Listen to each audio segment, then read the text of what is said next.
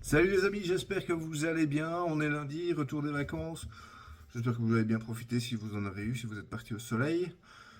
Et puis place à la chronique de Jay. Est-ce qu'on peut se dire que cette fin de saison est folle, hein? Et je dois même admettre que ce week-end, Anderlecht m'a un peu fait vibrer. Déjà pour le plaisir du suspense et du foot. Et j'ai envie de dire qu'il fallait cette victoire mauve. Et je dois dire que globalement, c'était un vrai match sympa à regarder, finalement. Hein. Des occasions, de l'intensité, des buts, dont une pépite de Yari. Hein. Comme ça, les gens ne pourront plus dire qu'il ne sert à rien dans cette équipe. Désolé, il marque un but par saison, ça rapporte 3 points. Voilà. C'est 3 fois plus que Perica au standard sur l'ensemble de sa carrière. Voilà, c'est tout. Il n'y a rien d'autre à dire. Et en parlant du standard, vous vous dites quelle transition de dingue. Waouh!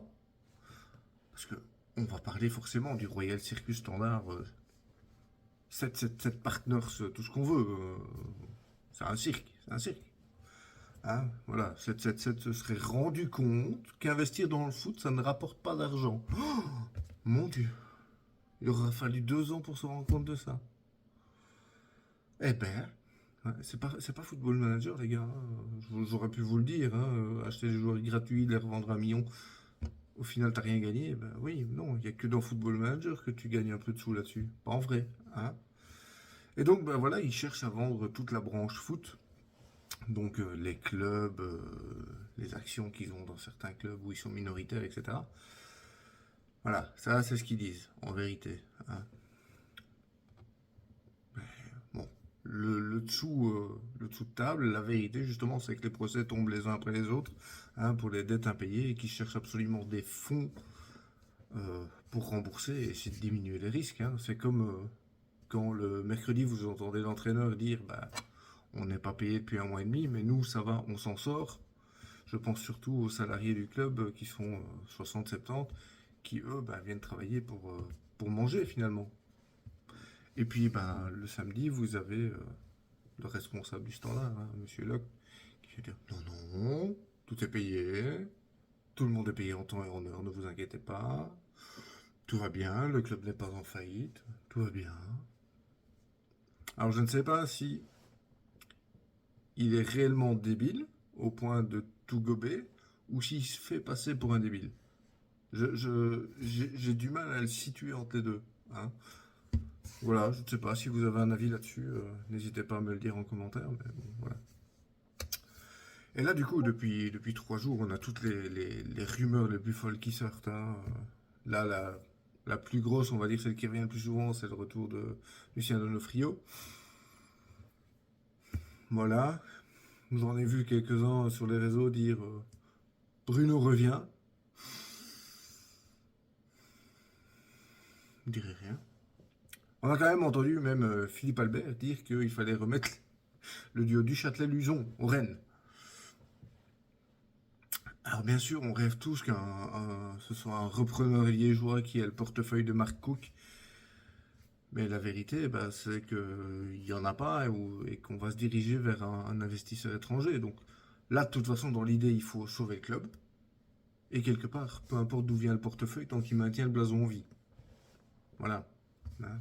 Mais si vous voulez en savoir plus, on va faire un dossier vraiment beaucoup plus complet vendredi dans le live Twitch de la buvette. Hein.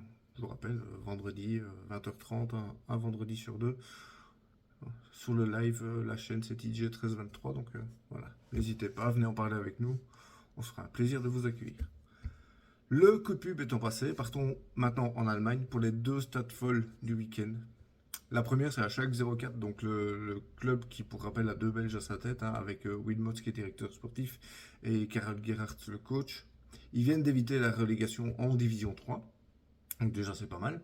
Et pour fêter ça, il n'y avait pas moins de 61 000 spectateurs au stade ce week-end. 61 000. C'est 2 fois ce que ça, même un peu plus. Voilà, ça vous situe le monstre que c'est. C'est le record du monde pour un match de deuxième division. Ça aussi, ça vous situe un peu l'idée de l'engouement. Ça montre encore une fois que l'amour du foot qu'a le peuple allemand est juste un des plus grands d'Europe. C'est inconcevable d'avoir ça en Belgique, par exemple, même en France. Vraiment, les Anglais et les Allemands, pour ça, sont dans une autre dimension, quoi. Et la deuxième stat, elle nous vient aussi d'Allemagne. Merci Antoine d'ailleurs. C'est en Division 5 que ça se passe, que ça se passe, pardon, et c'est l'équipe des U23 du Werder de Brême qui a réalisé une saison complètement mais indécente et insolente. 30 matchs, 30 victoires, déjà rien que ça. 213 buts marqués, 17 encaissés. Donc une différence de but de plus 196. Ouais, ouais, hein. Et alors on a Mike Lukovic qui a inscrit 50 buts et Joël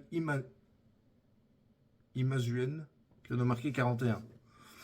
Voilà, un duo d'attaque qui met 91 buts à 2. C'est sympa, sympa. Ouais. Allez. Et puis je suis de bonne humeur, je vous mets une dernière stat, hein. C'est la course au titre de Pichichi en Espagne. Alors pour ceux qui, comme moi, n'ont pas fait espagnol deuxième langue, le Pichichi, c'est le meilleur buteur du championnat espagnol. Et alors qu'il reste 3 matchs à jouer, ils sont encore 7 joueurs à se tenir en 5 buts. Et franchement, je suis bien incapable de vous dire qui va être favori pour cette course-là, parce que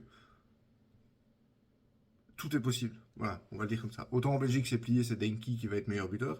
Autant là-bas, ils sont tous capables de te mettre un triplé sur un match. Donc voilà. Mais je note juste que pour une première saison en Espagne, et surtout n'étant pas un attaquant de base, Bellingham fait une saison incroyable.